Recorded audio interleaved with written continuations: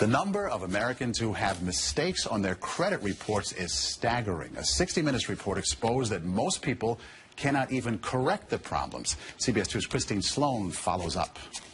Meg Pasternak says a mistake on her credit report nearly destroyed her credit.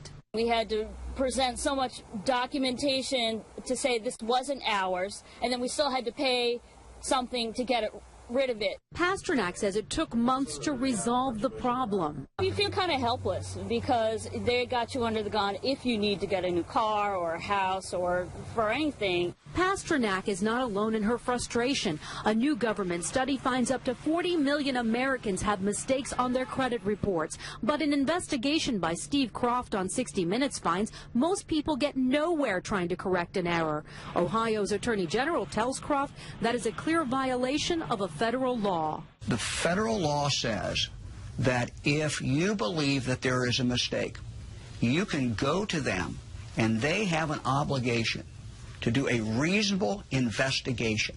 They're not doing a reasonable investigation. End result, if we're successful, is a deletion of that record from your credit report. The credit pros in Newark help people fight agencies like TransUnion and Experian. All the information they receive from a customer, they translate it into a code. They don't forward the letter and the proof of payment to the creditor.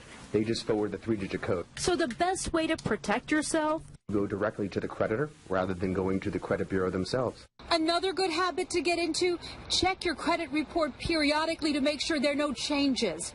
In Clark, New Jersey, Christine Sloan, CBS 2 News. And like 60 Minutes, we were unable to get an actual person at the 3 credit reporting agencies. 60 Minutes was referred to the spokesperson for the agencies, who provided a statement citing an industry-sponsored survey that showed 95